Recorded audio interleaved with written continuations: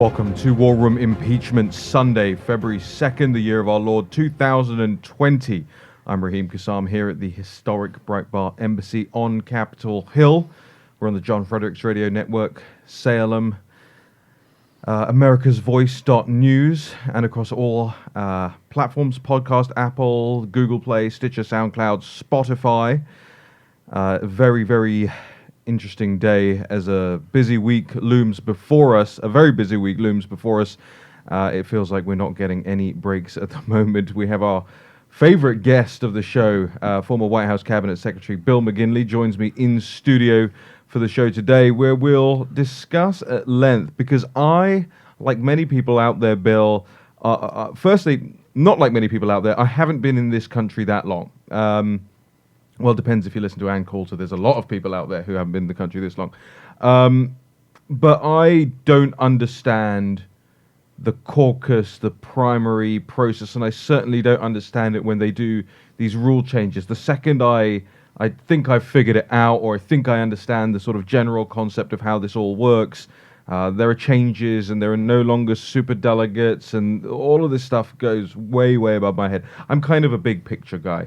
You're a detail man, and I think that's very clear. Bill always sits here in the studio, just to paint you a picture, ladies and gentlemen, with about 15 pieces of paper in front of him, multicolored pens, lots of notes that he's obviously spent all night. I've got about 2 lines of text on my Apple Notes on my phone. I kind of wing it.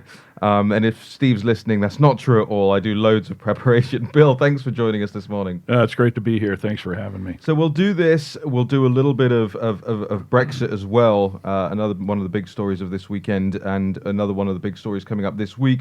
Obviously, State of the Union, and then Wednesday, probably, we hope, acquittal of the president in this whole impeachment farce. So there's a lot to talk about, and that isn't even touching coronavirus and everything else that's going on that we're following here in the War Room also. But I want to start with some real basics, and for those who are listening that understand this, forgive me. I need to get to grips with it, and I know lots of people do as well.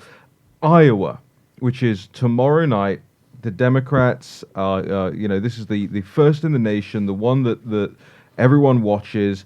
And there appears to be some level of confusion, consternation, outrage about this poll, which is supposed to be the Des Moines Register poll slash CNN poll that usually comes out the weekend before or the couple of days before Iowa caucuses, has been canceled. That's a pretty big deal. We'll get into why that happened, but just from the top, how significant is this for the Democrats, for their candidates, and what actually is happening tomorrow night? So, with respect to the poll, the Des Moines Register is their poll of the caucus goers on both sides, both Democrat and Republican, and has been considered the gold standard of the polls. And the reason is because they have a nuanced understanding of how the caucus system actually works. A caucus system is not a primary. A primary will resemble the general election, where people will go in and instead of taking a general election ballot, will take the ballot for their respective political party, Democrat, Republican, or any of the other minor parties that have qualified for ballot access. In a caucus is more of a business meeting of party goers. So it's actually a meeting of the party faithful to conduct business, such as expressing a preference for their presidential candidate, but they also conduct other business that's necessary for the party to keep going. They'll elect leadership to conduct the business of the caucus, the precinct caucus meeting. They're going to discuss the platform of the respective parties. On the Republican side, at least, they'll actually elect delegates that will represent them then at the county conventions. So there's a lot of business that happens at these caucus meetings, in addition to just expressing a preference for how which presidential candidate they intend to support. The reason that the Des Moines Register canceling the distribution of the poll that they took, I mean, let's be clear, they actually took a poll. But based on the reporting that came out last night, Pete Buttigieg's campaign started complaining that their supporters were receiving, or at least one, received a call where when they asked for their options for Democratic presidential candidates, his name was not included. The campaign called over and talked to the Des Moines Register, and if the reporting is accurate, they went back and looked at something and must have realized that they had some sort of error and canceled the distribution of the poll. Correct me if I'm wrong. That's a pretty big deal, right? Yeah, the final poll's typically distributed, I think it's 48 hours in advance of the caucuses. It really gives you a snapshot at that time of where the candidates are. Now the candidates are flying blind for a couple of reasons. Number one, they didn't distribute the poll. And number two, if the error in the options is accurate, then even the results that they received in this poll are meaningless. It's going to be interesting to find out how this happened and what else. If it's anything more than just one person, and it's one person that we know has complained that Pete Buttigieg was not prompted for in this poll, it'll be interesting to see if the Des Moines Register and CNN and their polling firm Seltzer & Co. Will release actually more details of all this, and we'll be keeping a keen eye on that. I want to read for you what the Des Moines Register said so the audience is aware. There were concerns about what could be an isolated incident because of the stellar reputation of the poll and the wish to always be thought of that way. The heart-wrenching decision was made not to release the poll. The decision was made with the highest integrity in mind. They add that the poll has been going on now for 76 years, considered the gold standard. It's performed by this company, Seltzer & Co. And they say this appears to be isolated to one surveyor. But that could, as you say, contaminate the entire poll, and they say that this is... now, there's a lot of people out there who saw this last night and said, oh, they must be pulling the poll because it doesn't work in Joe Biden's favor, or it doesn't work in the Democrat establishment's favor. You don't think that that's... that's something that would lead these guys to go, oh, maybe there's a flaw in our methodology because this doesn't look anywhere near like what we would have expected it to look like. You think you're much more of the belief that, yeah, they're probably telling the truth here. There was probably one surveyor who did something incorrect and it probably contaminated the whole poll. Yeah, I believe the Des Moines Register. I mean, their bread and butter is this poll, and being the poll of record of the Iowa caucuses to measure presidential candidate support in this unique system. They would do themselves a disfavor. They would do a disfavor to the people who would be caucusing and the presidential campaigns if they were to release a poll that they knew was contaminated with an error. They made the right choice by pulling it. There's been a lot of debate also whether they should even release a poll within 48 hours of the caucuses and maybe stop polling at an earlier date to allow the people to make up their own mind and not be influenced of what others are thinking about the presidential candidates. So the fact that they pulled the poll last night may actually open up a debate. Is it wise to actually release a poll like this 48 hours in advance, or is it better to say do it a week out or something along those lines? Now, Joe Biden, speaking of Joe Biden, he's not doing particularly well anyway. A poll that shows him performing poorly, as the Des Moines Register poll that isn't out may have shown. A lot of people are speculating that that's what may have happened. There are some numbers floating around the internet. They're unconfirmed. I'm not going to, speculate as to their veracity. But we know that Biden is struggling here. We know that, I mean, we were talking before the show, Bill, you talked about the cash on hand of the Biden campaign. A lot of Biden being mentioned in this impeachment trial, I think, has hurt Biden a lot more than perhaps Nancy Pelosi would have liked, perhaps the Democrat establishment would have liked. But Sanders has long been the favorite now for Iowa. Is that correct? And I don't know if he's long been the favorite, but he's been through it before. There's a number of Democrats who believe that he actually won the caucuses in 2016, except for the superdelegates that then Secretary Clinton was able to poll over. So the Sanders campaign has a nuanced understanding of how this process works, which is a distinct advantage for some of the newcomer candidates. Remember, in Joe Biden's prior runs, I don't believe he ever made it to Iowa. If he did, he didn't last long after. So, there's an experience gap there. But it's important to remember that when presidential campaigns are stood up, there's a number of primaries that they call them primaries, that people look to gauge support. The first one is obviously the money primary. Does the candidate have a demonstrated ability to be able to raise money from the American people or their supporters to be able to make them viable and have the resources, personnel, and advertising to conduct an effective campaign? There's a consultant primary, right? There's a limited pool of people out there who actually know how to run for president. Everything from money to messaging to manpower, standing up and doing the grassroots organizing that needs to be done to get through this process. And then, of course, there's the policy primary. And so, on a lot of these, in a lot of these primaries, the people have looked at the Biden campaign and thought that it's come up not as strong as they expected the former vice president to be able to do. I believe he only has around 9 million cash on hand, according to the last report. That's below a lot of his rivals. And of course, it's not even a rounding error compared to what Michael Bloomberg's going to put into the race, which could be as high as $2 billion. That's how much cash falls out of Michael Bloomberg's pocket wherever he goes anywhere.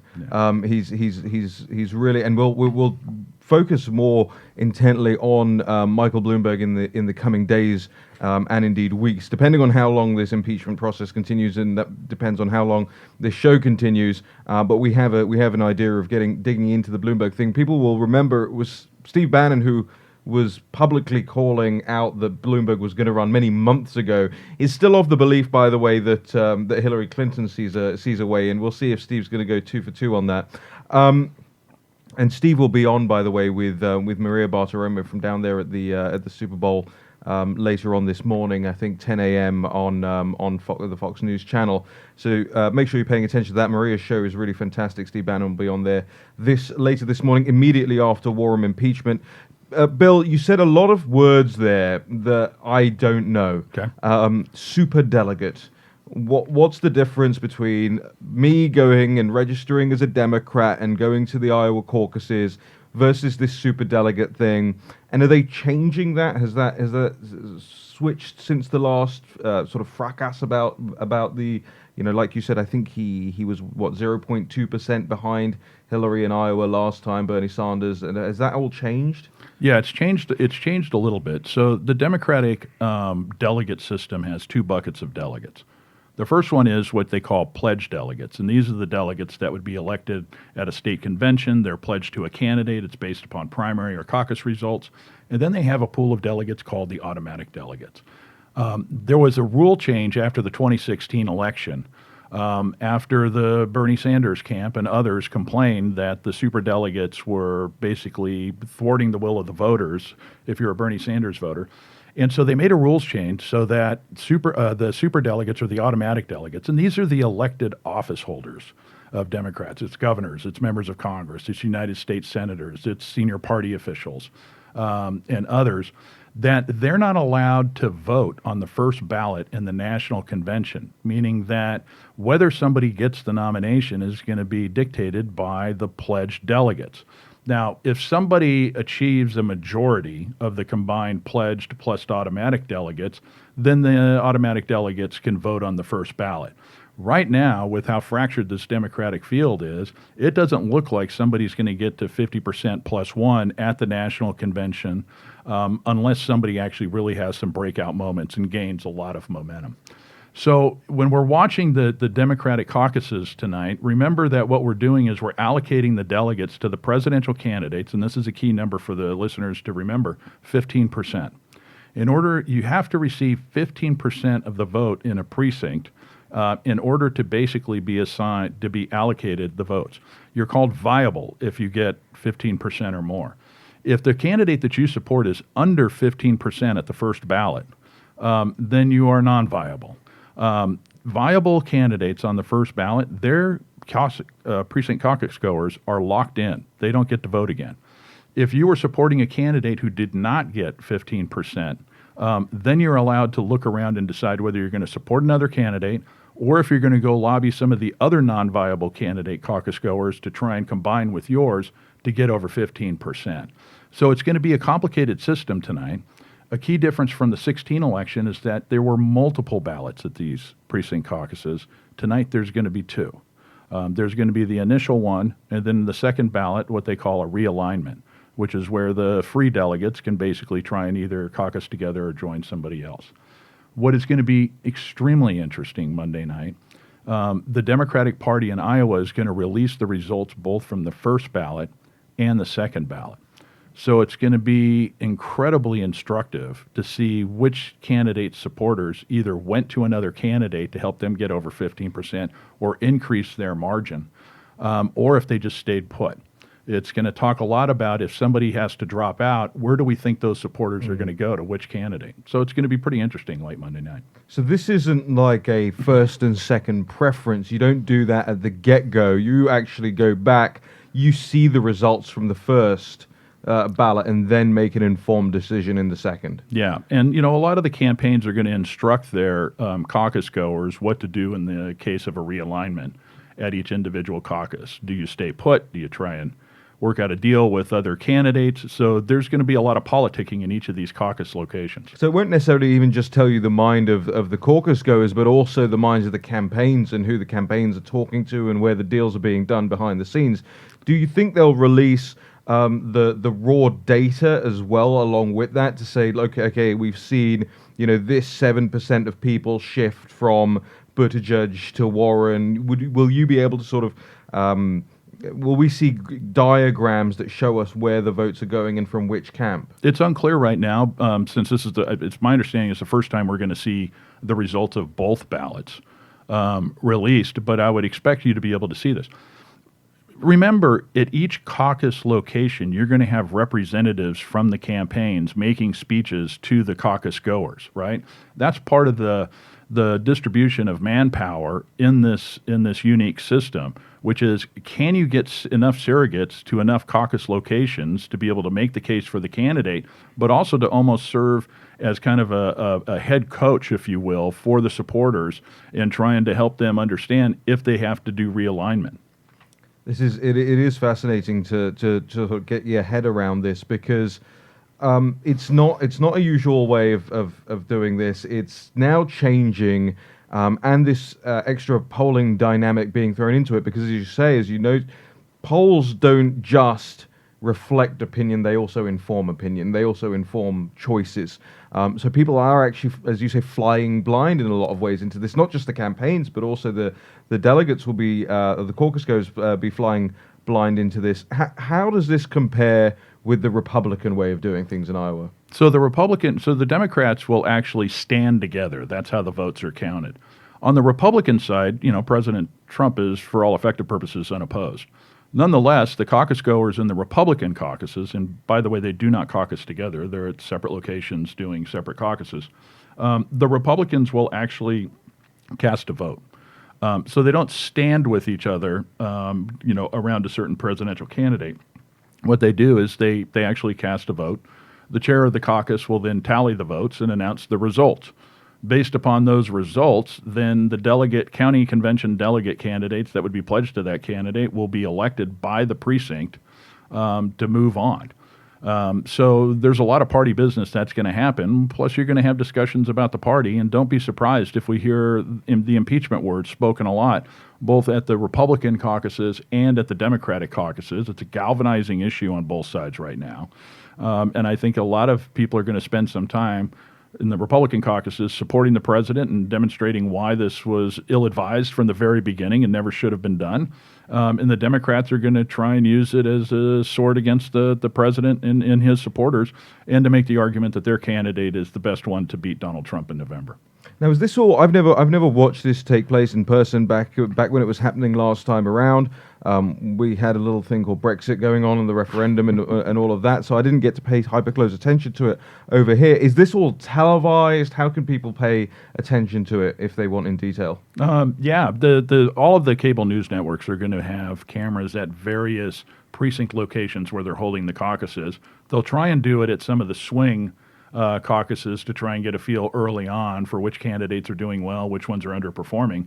But there are a lot of caucus locations. I think inside Iowa, they're going to have 1,678 caucus locations. Wow. So it's over 1,600 caucus locations. New this year, also, the Iowa Democrats are setting up what they call satellite precincts to have caucuses. So if people aren't able to get to their home precinct caucus location by 7 p.m., they may have an opportunity to go to a satellite one that's closer to their work or where they're from. And they've actually got over 20 precinct locations outside the state. Iowans that may be clustered in certain places like, Arizona or Florida if they spend winters down there, but they're still registered Iowa voters so that they get an opportunity to express a preference. This sounds all incredibly complicated to me. It is. Why isn't it simplified? Why is this still the way of doing things? Because Iowa became first, I believe it was after Jimmy Carter. The Democrats decided that they wanted a state that really emphasized retail politics. You have to get out there and actually meet the voters, as opposed to just buying television ads that people think can influence primaries. So it forces candidates to actually go around and tour the over 90 counties in Iowa and press the flesh, answer the questions, make their case directly to small groups of voters. It's why when you see the lead up to the Iowa caucuses, it's always in the living room of somebody's house. It's in a diner. It's someplace else. The caucus process makes it far more intimate and personal for the voters of the caucus goers to be able to actually gauge the candidate, how they respond to the questions, do they have a sharp message, have they fully articulated their public policy priorities, and whether they think that they have what it takes to take on the opposition party. When we come back after the break, we'll carry on with this. I know we've got much more to go into here as well. And I want to delve a little bit into that side of things, the retail politics side of things, and how that helps populist candidates like Bernie Sanders and who we think is going to come out on top after Iowa as well. We'll also get into another big populist venture, this time across the Atlantic, Brexit, which a major part of happened the last couple of days. We were celebrating over the last couple of days. We had Nigel Farage on the show on Friday talking about the point of no return for Brexit. The 31st mark, the point of no return, which is not necessarily out for the United Kingdom. We'll explain that in the next segment. There is a transition period now with the European Union. Boris Johnson, the Prime Minister, will go to the European Union the same way as he will go to other nations around the world to elicit and do trade deals, and the European Union is one of the entities that he will have to strike that deal with. We're here in the historic Breitbart Embassy on Capitol Hill with the former White House Cabinet Secretary Bill McGinley, one of our favorite guests. You may as well be a co-host now. I don't think you're a guest anymore, Bill, on this show. It is episode 148 of War Room Impeachment. You can find us at warroom.org on Stitcher, SoundCloud, Google Play, Spotify, iTunes, on americasvoice.news, on the John Fredericks Radio Network, on Salem, on Newsmax TV. Stephen K. Bannon will be on Fox News with Maria Bartiromo at 10 a.m. Eastern Time today. So if you're listening live, make sure you check it out. If you're listening on podcast, make sure you find it on YouTube. We'll be right back. War Room Impeachment. Here's your host, Stephen K. Bannon. Welcome back to War Room Impeachment. I'm Raheem Kassam, filling in for Stephen K. Bannon today, who is with Maria Bartiromo. Will be on the Fox News channel at about 10 a.m. immediately after War Room Impeachment. If you're listening back to this on podcast, make sure you check it out. We'll have it up at warroom.org. And it'll be on YouTube and everywhere else you can possibly imagine. We're on Twitter at WarRoom2020 also, and we are very grateful for your follows, your retweets, your shares, your reviews on all the podcast platforms. I want to go back now to somebody else we're very, very grateful for. Former White House Cabinet Secretary Bill McGinley joins us here in studio and has done a wonderful job of explaining to an ignorant Englishman like me the ups and downs of the Iowa caucuses, just how they are supposed to work. I think I have a handle on them now, and I'm not feigning ignorance for this in order to sort of make myself more in touch with the audience. I imagine the audience is probably much more educated on this stuff than I am, Bill. But you've done a wonderful job of explaining to someone like me who's never seen this before, has never followed this in detail before, exactly how this is now going to work. I understand that there are thousands of locations across Iowa where people will go and gather together in their respective team sides, and they'll actually do that twice this time around in order to effectively select and support their candidate, or maybe their second choice of candidate. Now, have I got that right? That's right. Basically, they'll have two opportunities to vote if your presidential candidate doesn't hit 15% on the first ballot. And so let's look a little bit now at the distinction between the Democrat Party and the Republican Party and how they take their different approaches to this to these caucuses. Tell us a little bit, because we got into it in the first half, about the super delegates, about effectively the higher valued caucus goers here. Explain to us the difference between how the Democrats and the Republicans deal with this. Yeah, sure. So the Democratic Party and Republican parties both have national party rules. They both lay out the procedures for the selection of delegates. But there's one primary difference between the Democrats and the Republicans. The Democrats have really taken the approach that they're a top-down party when it comes to how you select delegates, how they're allocated to the presidential candidates, et cetera. You see this because the DNC really has authority under their national rules that the Republican National Committee doesn't have, which such as able, in times where there's no emergency, able to change the rules of selecting delegates and doing the like, which is why last Friday you saw this story come out in Politico that said there's talk now amongst the DNC of potentially changing the national rules on how they can vote at the convention to let the super delegates or the establishment delegates come in and vote on the first ballot if they think that Bernie Sanders is actually going to surge and become the presumptive nominee. You're somewhat of a convention head. You have been there. You have done the stuff. If you want to take a moment and explain to the audience just your background on that, and explain to us how massive a change what you're just talking about would be. Yeah. So I really started cutting my teeth in the legal field right out of law school when I became a deputy counsel or an associate and then a deputy counsel at the Republican National Committee. I was counsel to the RNC Rules Committee. I've also been counsel to the Republican National Convention Rules Committee, which is the committee that really kind of sends to the floor the final rules that are going to govern the Republican Party for the next 4 years. I've also represented parties in delegate contests where two delegates are claiming the same seat, and the Credentials Committee and ultimately the convention itself has to settle that dispute. So I've been doing this for quite a while, and it's really always fascinated me because the Republican Party really does take a bottom-up approach. The Republican Party really is a grassroots party. The highest governing authority in the Republican Party are the delegates on the convention floor itself, and not a centralized committee like the Democratic National Committee. And so when you see these two different philosophies, you see the Democrats having a lot of levers at their disposal if the establishment starts to panic, thinking that they're going to nominate the wrong person. So you see a couple of things that have come out in the last 72 hours, which I think are tea leaves saying that Bernie Sanders is expected to do quite well. We'll see what happens. Votes need to be cast. But number one, the DNC suddenly announced that they were going to change the debate rules that would open the door for Michael Bloomberg to get on the stage.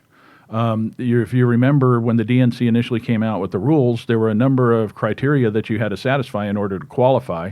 Polling placement, number of donors, et cetera, right? You had to demonstrate real grassroots support.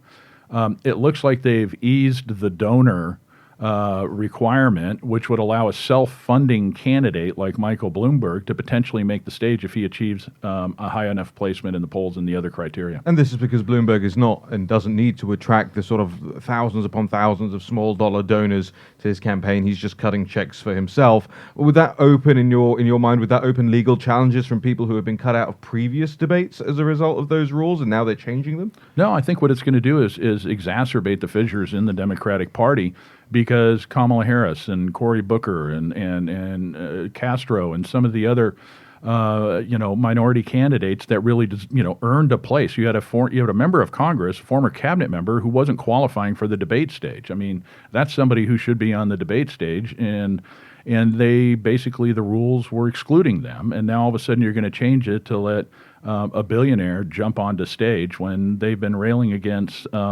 big business and everything else, and Michael Bloomberg kind of embodies that. So it's kind of ironic. Is this Joe Biden getting the tap on the shoulder?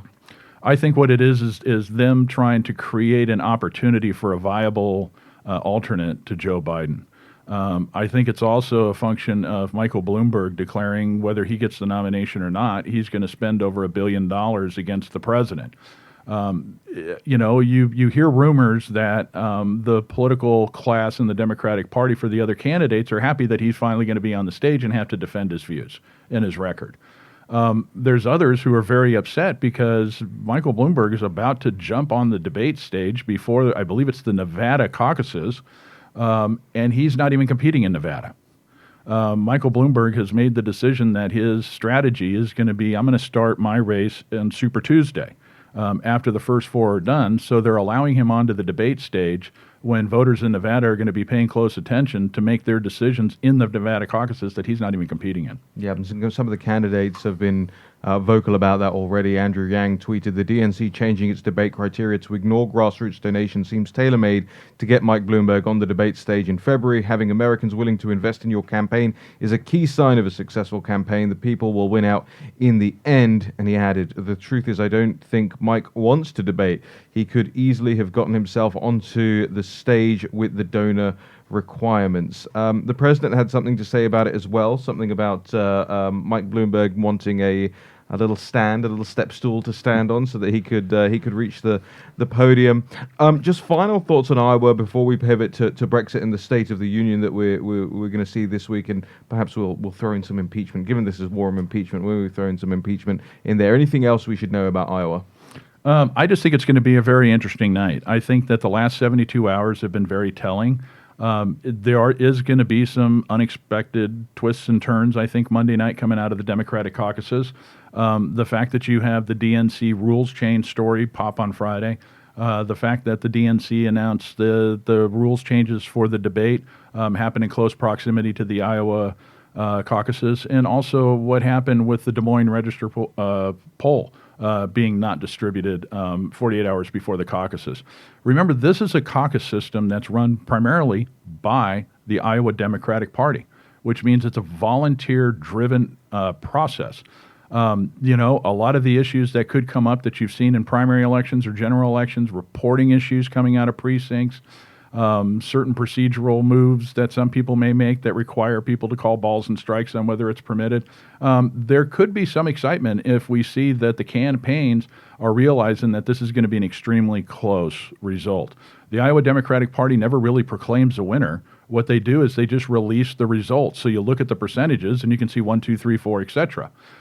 So there's going to be a lot of maneuvering at each of these different precinct caucus locations, and it's going to be fascinating to watch. It's a pretty heavy lift, thousands of places that people can go, which means what?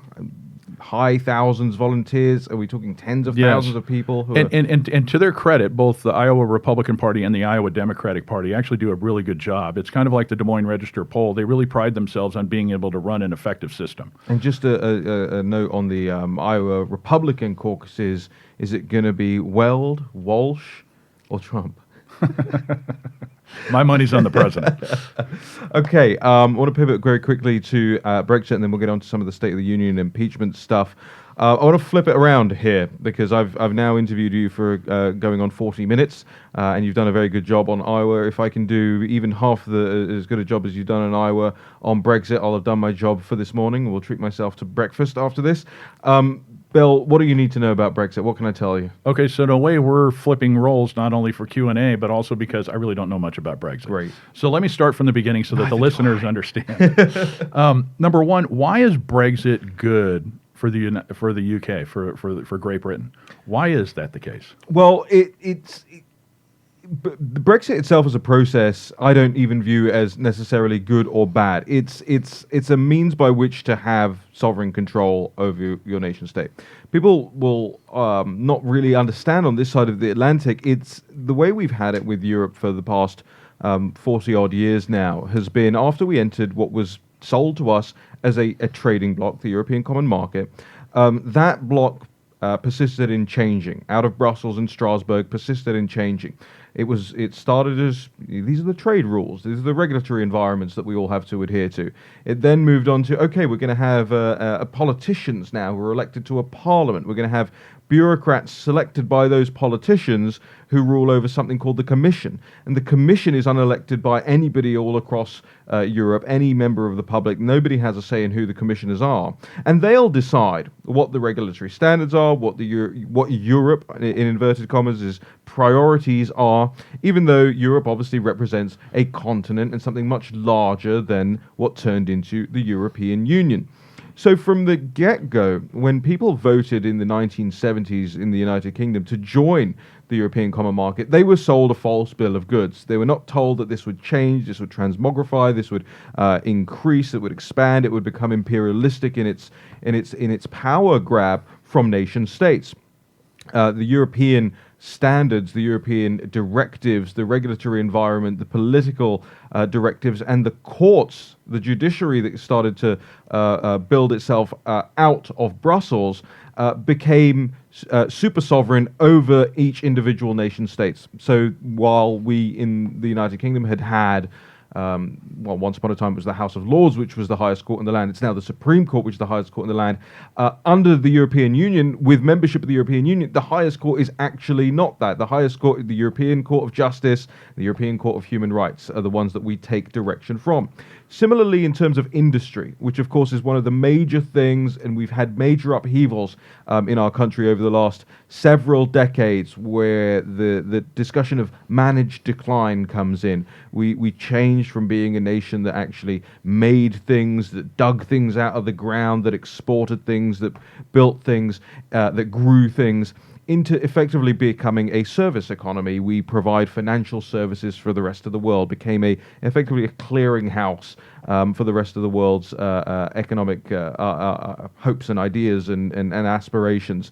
And that left an awful lot of people with nothing to do. You know, it was the whole learn to code thing that you're seeing over here with the manufacturing job losses, and the left wants people to sort of retool and become, elite hackers or whatever they want people to do. We had that in the Welsh mining towns, in the northern manufacturing towns, and you saw that reflected in the Brexit vote. All those people who were put out of business by European environmental regulatory standards, in the fisheries communities, where being a member of the European Union meant not only that you shared your territorial fishing waters with the rest of the continent, but also they told you how much you could catch and land and sell, and of what type every year. And of course they do it taking everyone into account, taking the French farmers into account, taking even the African requirements for what was called the Common Agricultural Policy into account. And all of that meant that you could not,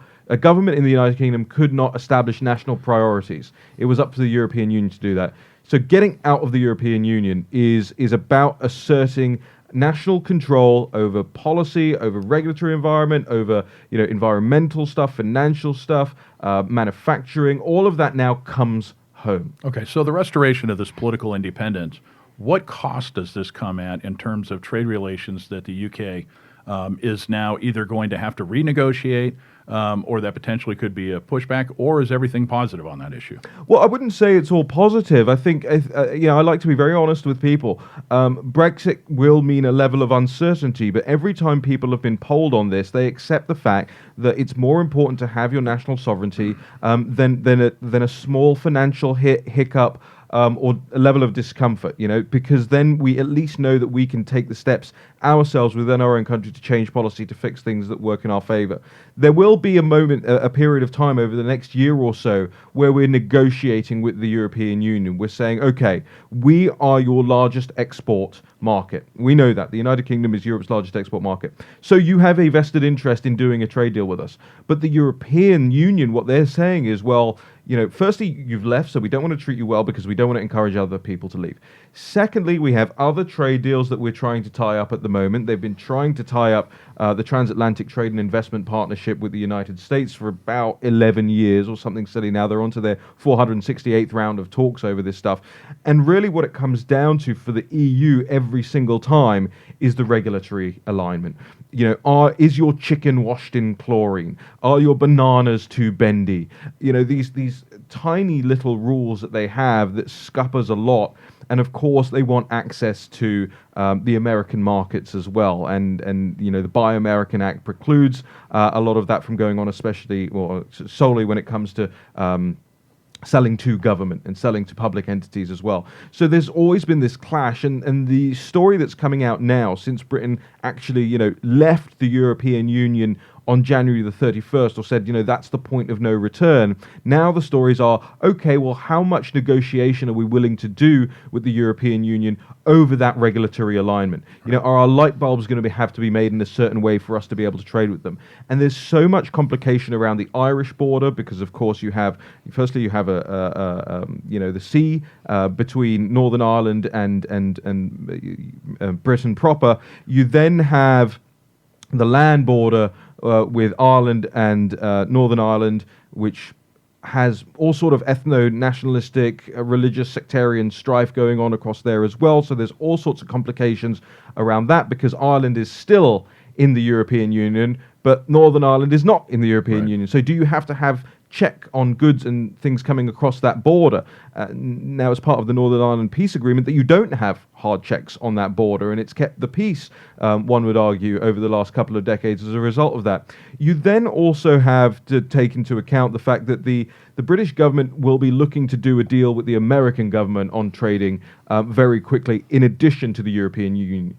But as I mentioned, America's regulatory standards and the European Union's regulatory standards don't align. So really what the United Kingdom might be is the go-between for both of those markets into each other. We might be the clearing house in another way now, which is to say, okay, you guys, we might point across the Atlantic at the Americans and say, well, actually, your pharmaceuticals lobby pumps out all kinds of crap that we don't want and that the Europeans don't want. Here are the things that would need to change for you to sell into these markets. And the Americans might say, well, bugger it, we don't want to do that. Or they might say, okay, fine, that's fair enough. We do want to have that economic benefit. And we might be able to point to the Europeans and say, well, you guys are actually way too strict on this stuff, and you're precluding trade by being finicky about that. So it actually lands us, I think, in a pretty good situation, and a situation we've often been adept at, which is having one foot on either side of the Atlantic. Right.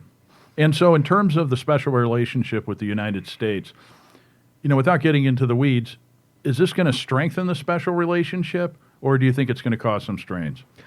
There is now, unfortunately, a preternatural inclination for British civil servants, our own deep state, to side with the European Union, with Europe, and with their fellow bureaucrats in Brussels.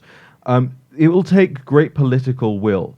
It will take a great leader, a great prime minister, to be able to reestablish a more special relationship with the United States, which Tony Blair and George Bush abused greatly, and abused the public trust in that relationship greatly as far as the war in Iraq and the war on terrorism was concerned. There was a great level of animosity created towards the United States by that war, by that process, and I think. As well, we haven't been doing our duty in being good members of the Anglosphere. We've been focused on our European Union membership too much over the last couple of decades to be a good ally of the United States. I think everything's to play for here. I don't necessarily believe that Boris Johnson is the guy to do it, even though he's American-born and has great experience over here. He's not the Trump of the United Kingdom. He's a follower, not a leader. It took us a long time to get him over to the Brexit camp. He wasn't there originally. It's taken us a long time to get him to do this, become Prime Minister and actually get this.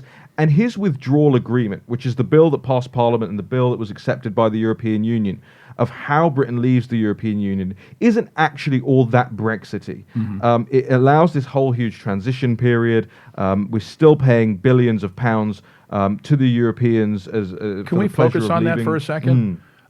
If you're an American who's just learning about Brexit, hasn't focused on it, what should we be looking for next, right? It sounds like we've initiated a process. It's not it's going to happen. But what are the next steps that the American people, your listeners, should be focusing on to say, is this going well? Is this not going well? How about with the United States, et cetera? Yeah, you'd want us to have a deal wrapped up with the European Union by the end of the year, a trade deal. You'd also want that trade deal not to align strictly to European regulatory standards. We don't want to be rule takers. We want to be rule makers. That was the point of Brexit. And also, we'd want to make sure that by about December the 31st, you would have a sort of memorandum of understanding with other nations, United States being one of them, of what a trade deal with them would look like. We can't necessarily pass it until we've done the deal with the European Union, that transition period is over. but we would want sort of broad outline of what a deal would look like. And there have been many people working here on Capitol Hill to make sure that happens. The Democrat Party actually, over the last couple of months, has intimated that they would try and scupper a UK-US trade deal because it would benefit the Trump administration and it would strengthen the transatlantic ties that they want. They want Trump isolated on the world stage. They don't want a strong ally, one of America's key allies. We saw this with USMCA. Once they struck the deal, they wouldn't pass it until they initiated impeachment and they needed political cover. That's exactly right. Bill, we've got about 30 seconds left on the show. State of the Union, what are you expecting? I think the president's going to go positive. He's going to explain the opportunity costs for the impeachment that's really distracted the whole of federal government. I think he's going to lay out a bold vision for the future. He's going to tout his achievements, such as USMCA and others, and he's going to say, this is the work we have undone. I'm going to call on Congress to work with this administration so that we can keep pushing this country forward. Bill, thanks so much for joining us here and explaining Iowa to us. We'll be back tomorrow morning, 9 a.m. with another episode, War Room Impeachment. Don't miss it.